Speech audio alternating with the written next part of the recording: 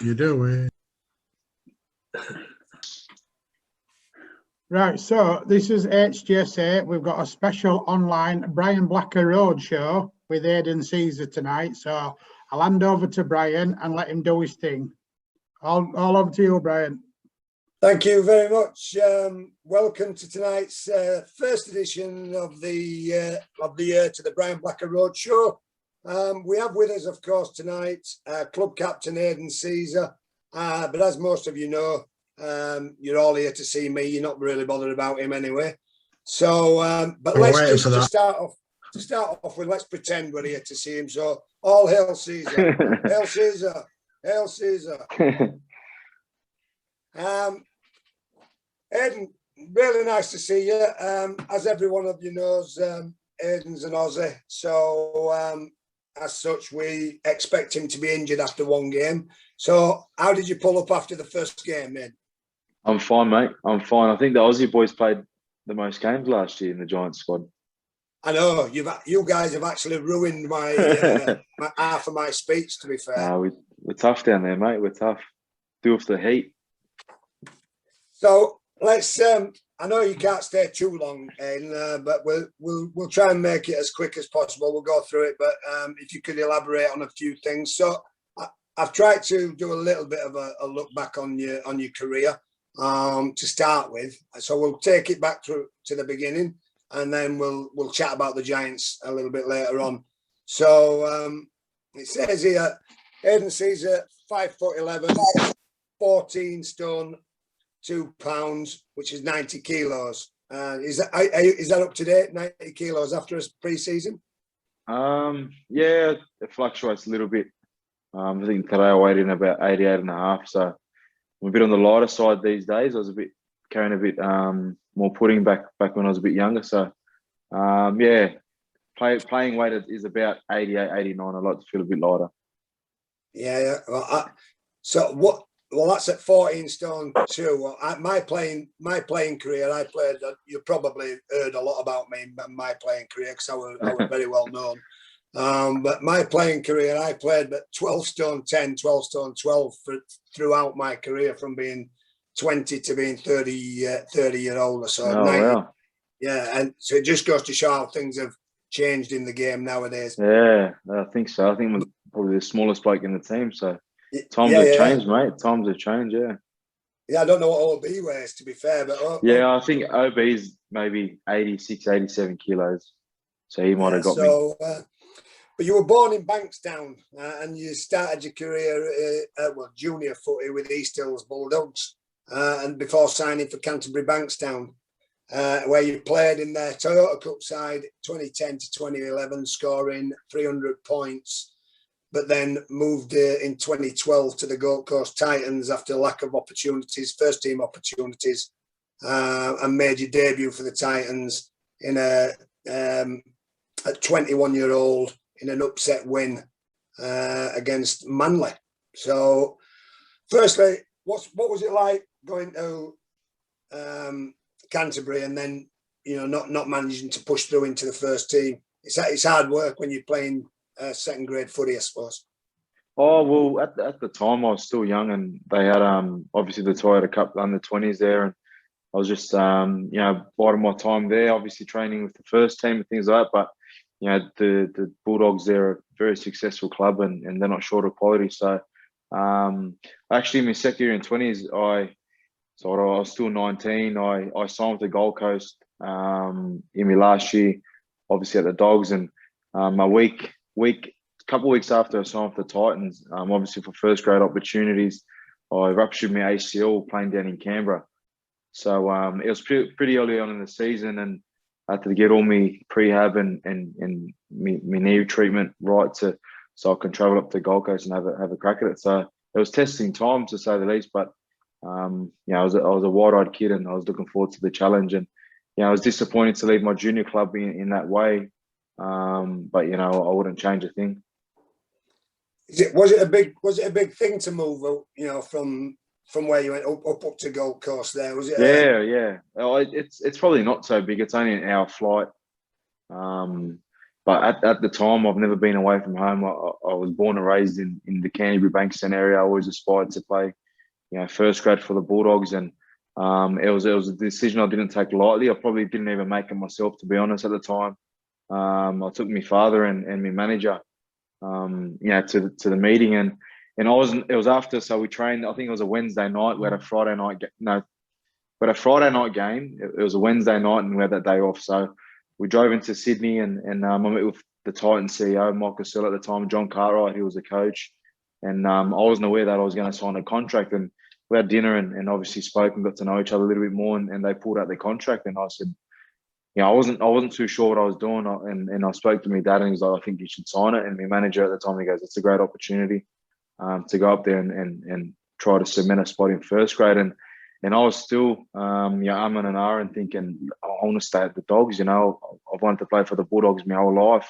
Ever since I was a young kid, I've grown up around the area. I know what the team means to the people in the community, and I always wanted to play for the Bulldogs. But signed the contract, didn't really think about it.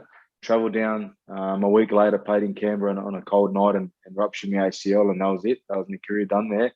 So I spent the rest of the year, getting me rehab right. I think I got up to about 95 kilos, just eating and doing weights. The heaviest I've ever been, and got me knee right. Went up there and obviously trained the whole preseason and got myself in good nick and played a couple of games in Q Cup, and I got the opportunity, thankfully. You played 71 times for the Titans, it says, and you scored 12 tries and kicked 156 goals. So you must have had a pretty decent time up there. What was the standard like, really, when you got up there to get into the side? Yeah, it was. I was just enjoying every moment. I got up there, and the Titans had a pretty experienced squad. A lot of Origin players, a lot of Premiership winning players. Partnered Scott Prince at the scrum base. At the time, he played 270 games, and I was just a kid. I was playing with the lads I watched growing up. So I was just enjoying every little bit of it, mate. It was awesome experience, and I speak to the younger boys now.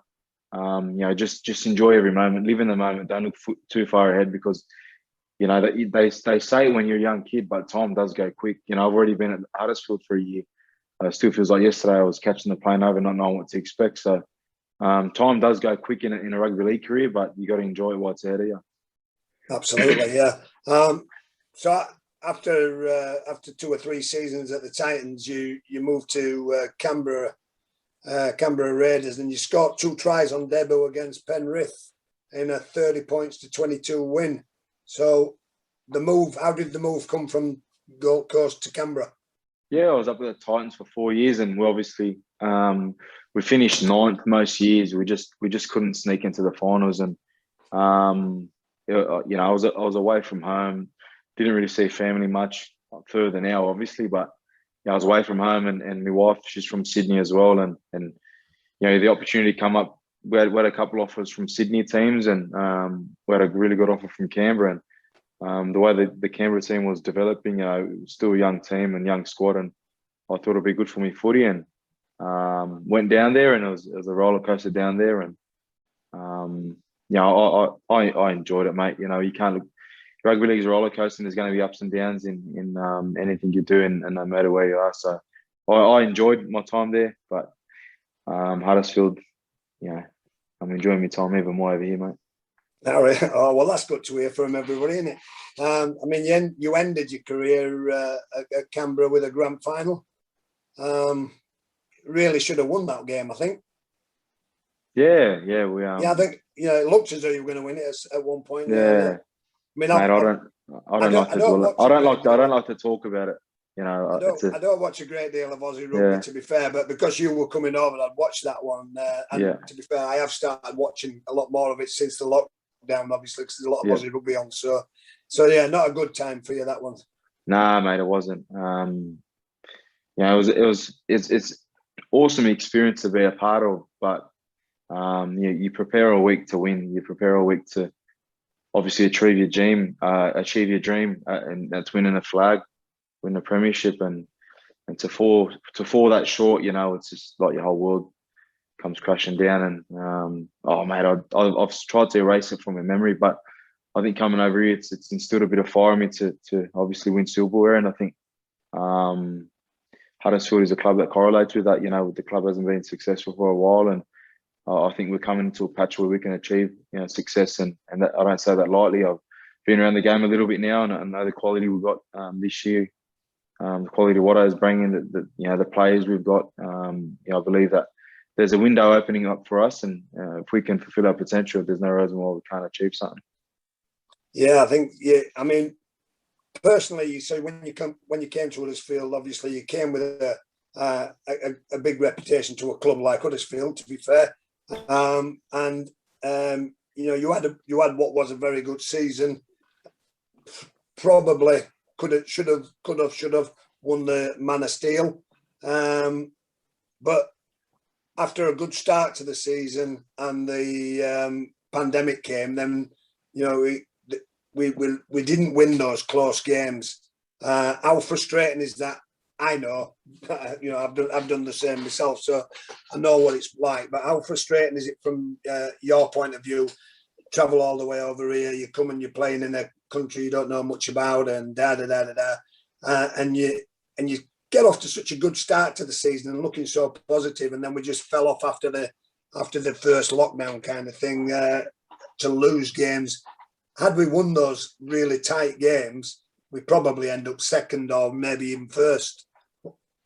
Yeah, it's super frustrating, but you know, looking forward now, we've come into pre-season pretty fresh and optimistic, and but looking back, I think we can take lessons out of last year. You know, take the experience for the young boys who got so much game time through unfortunate circumstances like injury. You know, but yeah, as you said, mate, we could have, you know, small. It's rugby league, small margins. It's there's not much room for error, and yeah, I think if we won our first two games, would have been, you know, sitting in a good spot. If we beat Leeds that first game back, would have been sitting first. So it goes to show how far, you know, a couple of wins would have taken us, and especially at the end, you know, I think when they changed the finals to the top six formation, you know, if we beat Wakefield, I think you know, we would have been playing final. So look, it was a year of missed opportunities, but you know, it's a new chapter now for the club, new chapter for the playing group, and you know, we're looking forward to righting a few wrongs, and as I said, mate, the group's, you know, very hungry for success. Good, and good to hear. So moving it on to now, to today, and to the signings that we've got. The signing of Ian Watson was a big surprise to a lot of people in rugby league. You know, he did a great job at Salford with limited resources, and everybody talks about how good this opportunity is for Ian Watson to come to Huddersfield. Ken's invested quite a little bit of money into signings this year.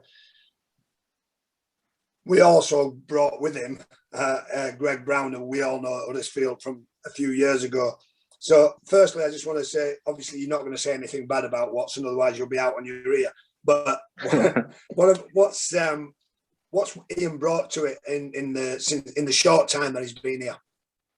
I think professionalism. You know, the boys know what's our standards, and what you know, what I expect of us day in, day out at training and application. We need to bring each day, and I think that's what probably sets the NRL apart from the Super League a little bit. Is that a lot of players are always aspiring to be better, and at training you can really see the effort. Where, you know, I think that was probably the biggest thing for me is coming over, that the boys are pretty content with life, and I think it's English culture, to be honest.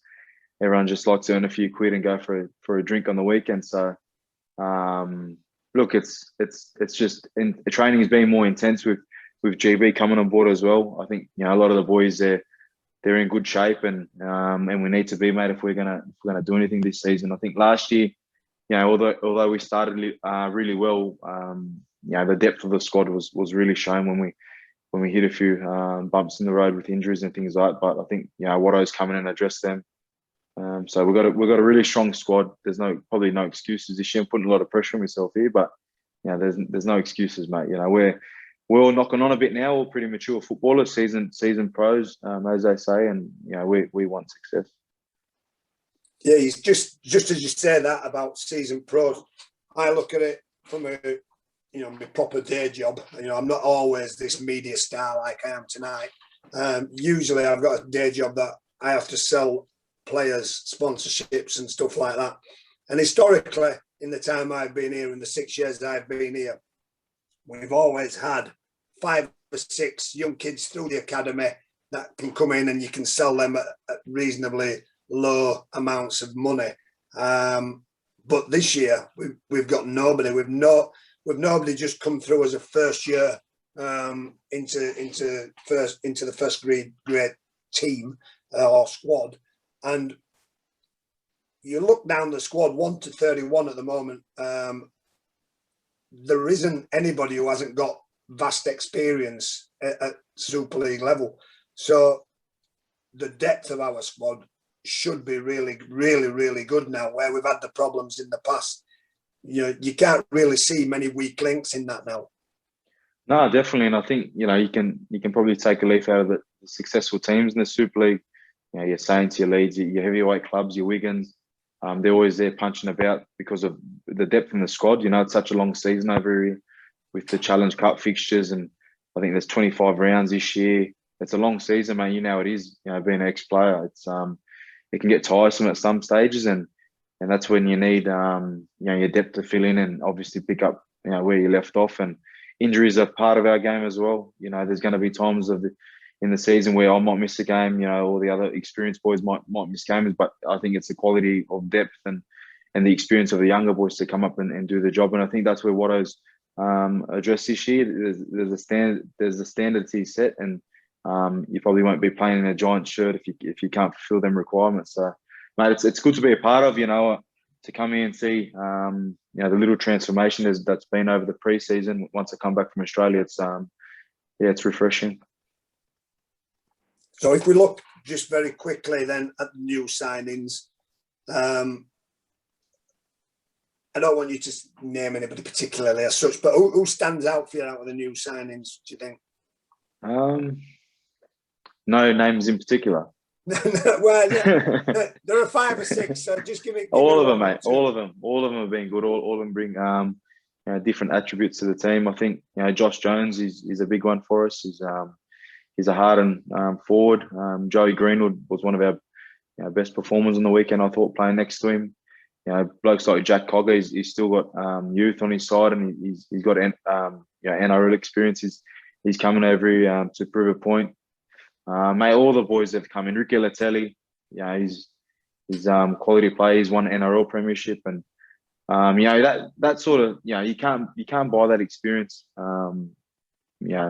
It's I think the club's done the right thing in going out and obviously recruiting players like that, and it's a testament to Watto and the pulling power he has in the players market. That's exactly what it. So that was leading on to my next part, if you like. Luke Robinson, I thought I've known Luke for many years, and I was academy manager under him when he was an academy coach a good few years ago, and without being disrespectful to Luke, I don't think if Luke had stayed in the first team role, I don't think we'd have got the kind of signings that we've got this year. I don't think probably Ken would have backed him in the same way. I think Ken's backed Ian to actually win us some silverware. He's desperate to get some silverware, is Ken. Everybody in Huddersfield wants to get Ken some silverware. But I think it's a great thing that Watson coming here with Greg Brown. Just quickly, if you could then just tell me what's the difference with Greg Brown's approach to what we've had previously? I always thought of Greg Brown as being somebody who beefed people up, kind of thing. Got them playing. Yeah, mate. GB's he's very specific in what he does. I wasn't here. I think last year I got over here mid-December, and we played early Jan, so. I was a bit bashed up from the NRL season prior, so I come over here last year and nursing a couple of niggles and stuff. So I didn't really do much hard work. Before I got playing, and we played Jesus Testimony, as I said, early in January. So didn't do much. But this year, I come back and we've had a bit of time, obviously with the way the season's structured because of COVID and things like that. GB is real specific with rugby league, mate. He's all the running and things like that we've been doing is high intensity stuff, and it's all applicable to the game we play. You know, a lot of off the deck stuff, 10 meters and back, things like that. And it's real specific to our game. And I think being an older head now, it's something that I'm really enjoying because it's different. Back in Oz, you do a lot of long days, a lot of Ks in the legs. You're doing 40, 50K weeks back home where I think here GB he's got a plan, and we go out and we do it at high intensity, and we do our footy stuff with Watto. So he's been refreshing, mate, and I feel personally I feel great. I feel good on the weekend. My fitness levels feel as good as I ever have. So mate, it's been all good. A lot of clubs will say the same. It's been really positive, and I can't wait to kick the season off in what is it, a couple of weeks? Not even that. Yeah, a couple of weeks now. Yeah. Just looking back at the game we can't take too much into any pre-season friendly game, but I thought there were some very good positives out of the game. I didn't know Kenny Edwards had hands like he had. Kenny, two great passes. He's a really skillful back rower. As I said, mate, you can't take too much out of the result, but I think we went into the trial with a purpose, and that's to execute the little things we hold ourselves accountable for, and we got what we needed to get out of the trial. It was good to see a couple of the young boys coming up from the academy get a few minutes. I think Aidan McGowan's his tackle with a few minutes to go was something that stands out for me. But we're all feeling good. There was no injuries out of the weekend, I don't think. I think Ollie Ashelbolt hurt his shoulder in the early stages, but other than that, all the boys are feeling really fresh and better for the run. Good. And I thought initially the partnership of Gaskell and yourself worked very well last season.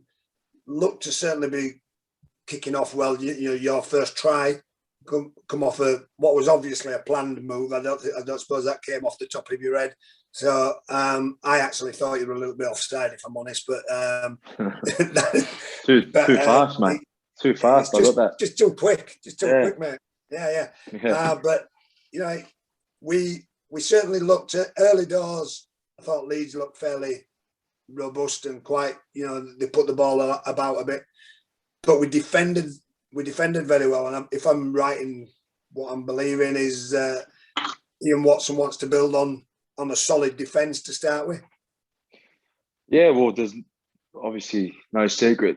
I think the successful teams in rugby league are the best defensive teams, and if you're going to achieve success, that needs to be the the benchmark of your game. And I think that's he hit on the head with Watto. That's what he wants out of us, and that's what I think we need to hold each other accountable with, and that's to defend our line really well. And obviously, the least the less points we concede, the less points we go score. So it works out for me as a half. Just very quickly, new rules. Could you talk us through any new rules that we've got this year? So the 2040 rule. Do you see that being something that we'd look to utilise? Look, if I think I can only see it being utilised. You there, mate? I have.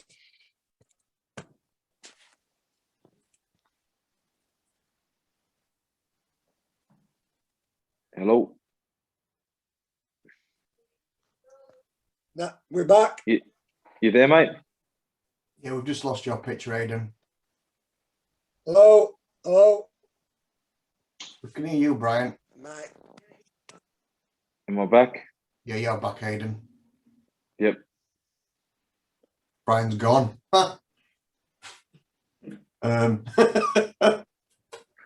His internet, because Karen's gone as well.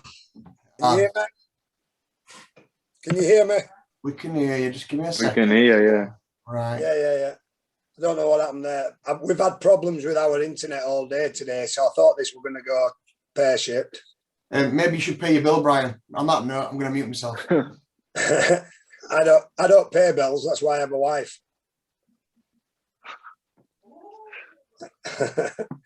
Yeah, I don't know what. Appreciate Oh, new that. rules, and that's what we were talking about. 40 2040. 20 40, not 40 20, Yeah. 20 40. Yeah, look, I can only see it being utilised if you're behind on the scoreboard. Otherwise, why would you take the risk? Usually, I just wonder. I don't really see it. like usually a 20-metre restart is 7 tackles. So if you want to risk 7 tackles for getting a bit further down the field, I don't know. Like, it's a high risk play, mate. But if you can do it, why not? Coming towards the end of it now, I suppose. So, Adam O'Brien didn't play at the weekend. Is there any reasons why Adam didn't play? You there, mate? Yep. Yeah. Oh, I think that was just a coach's decision. I think him and Matty English, they've been training really well, and I'm not too sure why. I can't give you any detail, but I mean, they're fit and well, mate. They're fit and well. So I'm not too sure why. Yeah. I figured that he's probably just decided to give Cunningham a run and then give him a blowout kind of thing, and so maybe that's why. He didn't play. Yeah, it's probably a question for Watto, but I'm not too sure. But they're both fit and well, training really well. So I've just had one question that got sent to me by Michael Robinson earlier. So I'm gonna ask you. I don't know what you'll feel about it, but it says, I haven't seen the Leeds game yet, so I don't know who was on the field when, according to comments on social media, we spent a lot of time in their 20 metres, but didn't seem to know how to find a way through. It has been frustration in previous seasons that we don't seem to have moves like a player cutting through on the opposite angle and scything through a wrong-footed defence. Do we have any plans or to take opportunities to score when we have the opposing defence on their own line? So obviously we do, but if we're looking at is what we think maybe Watto's main thing will be building a team on defence, which I totally understand. We had a very successful side at Hull when I was at Hull, basically based on defence, and Doug Lawton, who was the Widnes coach at the time, he used to just say Hull FC are a team of parasites. They just feed on your mistakes. They defend and feed on your mistakes. But we were successful with it. And but attacking wise, people get frustrated sometimes that we don't make as much opportunity of our possession, probably. Yeah, it's easy for for people to watch, and but it was very breezy conditions on the weekend, and it's a friendly. We're still working on combinations, and there is we're still a bit rusty, mate. We've been training, but you can't really simulate a game at training. You know yourself. It's just a different feel, isn't it? And it's actually hard to attack on someone else's goal line because they're in your face. But I think points. If we defend well and complete and hold, get an even share of possession this year, points shouldn't be an issue for us. Yeah, good. Well, that just about sums up everything I have anyway, Aidan. So I don't know whether anybody else wants to ask a question, Martin, if you want to open it up to anybody. But Aidan needs to be away in the next 5 or 10 minutes, so we don't want to leave it too long. Yeah, anyone who's got questions, fire away if anyone's got anything. No. Aidan, just the difference in playing halves in Super League versus NRL. What difference do you have, or different responsibilities? Mate, I get asked this question a lot. I'm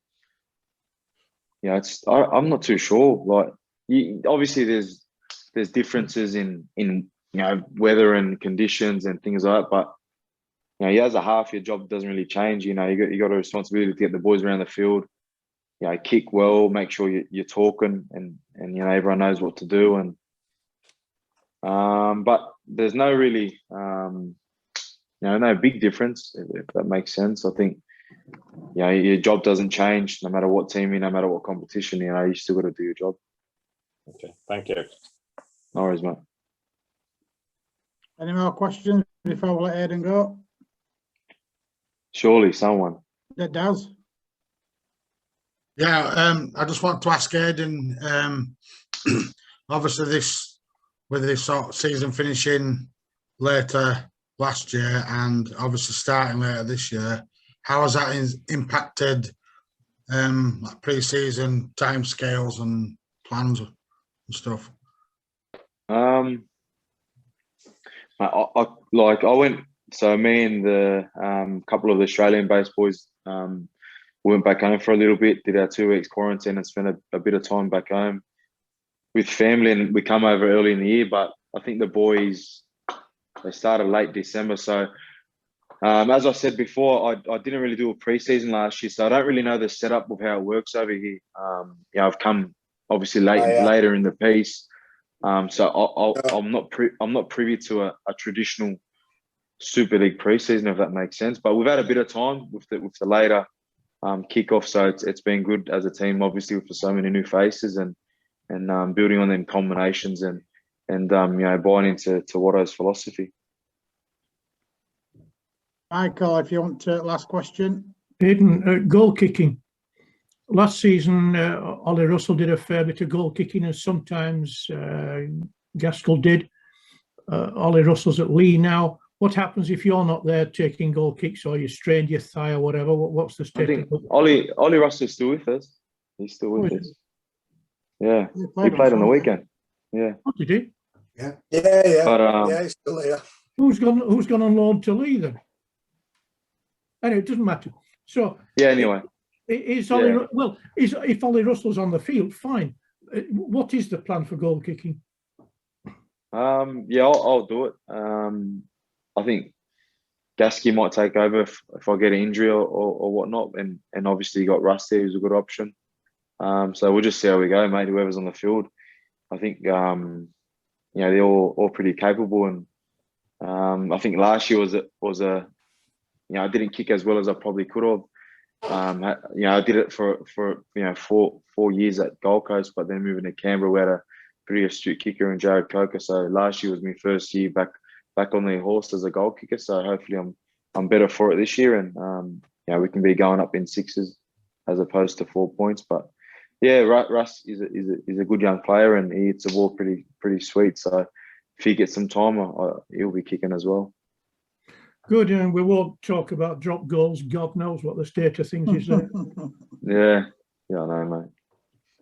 Just on Aidan, just on the goal kicking thing, I remember Brett Elstrom coming over here, and in the early days of the first few games that he played, he couldn't, from the touchline side, he couldn't reach the goals, and I sort of asked him because he became a prolific goal scorer and scored a lot of goals for us. But I asked him at the end of the season, well, how come you were shite at the start of the season? You couldn't even reach the sticks, and he said it was to do with the ground over here compared to over in Australia. Yeah, get his footing right. Was that a problem for you at all? It's definitely a factor, 100%.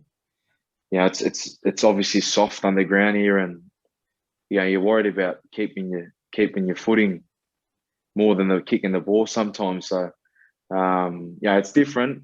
And I think too, when we play at the smaller grounds where the touch line is right next to the stand where it starts, I think it's tough as a kicker, and they're going up hills and all sorts of things. So it takes a while to get used to. Definitely. One final question from me then. My wife's just shouted up, which was the captain's challenge in Australia. What's your feelings about that being brought in over here if they brought it in? Do you think it's a good thing or a bad thing? Yeah, it'll be a good thing. I think if we're going to bring in captain's challenge, we need most games to be televised and have video ref at most Super League games, and that's probably one thing that needs to be addressed. If we're going to bring it in, because it won't be able to do it if there's no video ref or live replays and things like that. So, but I do think it's a good thing. There's a lot of calls that the refs do get wrong. They're only human, and I think if we have the a chance to challenge it and obviously overturn the decision, you know, it can help you win a game, can't it? Putting you in a better position. So I'm all for it, but we just need the technology side of things over here. And that's a finance thing as well, then, you know, from Yeah, the that's Super right, League, mate. Yeah. finance that, because we're in the same boat with, you know, the video ref kind of thing. You know, they're not at every game, so it's not really a level playing field. Yeah, definitely. And I think, you know, even back home, there's a lot of interest in the Super League. You know, and until we get most games televised and things like that, the game's not going to grow and be what it can be. And I know, you know, obviously we play second fiddle to your football and other things in this country, but you know, I think we need to give ourselves a chance and grow in the league, because I remember back in the, you know, the great Bradford Bulls days, you know, they're the best team in the world, and you know, I think, you know, the Super League needs to build on things like that. And you know, coming over here, there was a question before about the Super League and the NRL. There's not much difference, mate. I know I get spoken about, you know, many times about the standard and quality, but mate, there's great players over here. You can see the boys who have done the opposite to what I feel the Aussie boys do, and gone over there and played NRL. They've you know, they perform really well, and you know, I think the Super League is a great competition, and you know, it's got all the ingredients there to be even better. So we just need to make sure, as players, we're doing our due diligence and playing well, and we'll go from there, mate. But you know, obviously we can't wait for the fans to be back as well. You know, it was a bit difficult with them. You know, I felt like training sometimes, you know, you're running out to an empty stadium and it doesn't help. So hopefully we're back at John Smith soon with all the members and fans, and you know, being successful this year. Okay. Well, ladies and gentlemen, thanks very much, Aidan. Thanks for being very honest in all what you've said, and it's always good to speak to an Aussie who's not injured. So all the best for the coming season. We wish you all the best. Hopefully Man of Steel this year. But I know you're not one who takes the for yourself. You're more the team. Yeah, it's irrelevant, the individual accolades. I want to be at Old Trafford come grand final day. That's what I want to do. Or even the Challenge Cup. I don't know what's important. What's more important in this country? I don't know. What is more important, the Challenge Cup or the grand final? As a kid, you always grew up wanting to play in the Challenge Cup final. Wembley Stadium, full stadium. That was the thing as a kid, to be fair. But the system was different then. You won the league over a period of time, and you won the league. If you finished in the top of the league, you won so you were the most consistent team. But for a one-off match game, the Challenge Cup. But now we have the grand final as well. So yeah, I understand that, because I watch a lot of football, and it's the same as the FA Cup, but I think you want to win the Super League title. Of course you do, but you have to win 30-odd games to do that, haven't you? You've only to win half a dozen games to win the Challenge Cup. You don't even have to win half a dozen, no. Nah, couple of teams won 2-3 games last year. Yeah. Well, I think you've got third round, quarter final, semi-final, final. That's a Super League team, so it's only 4 games to win the cup, probably. There you are. Easy. Easy.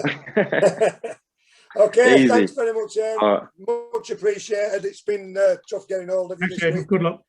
No worries. Thanks guys. Thanks, mate. All the best. Have a good evening. Cheers. Have a good evening. See you later. See you, mate. See you, mate.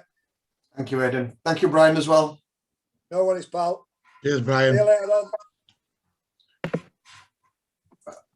I hope everyone enjoyed that. I don't know who we've got next or when, but you know, like I said, Brian, thank you very much. You've done a great job for us there.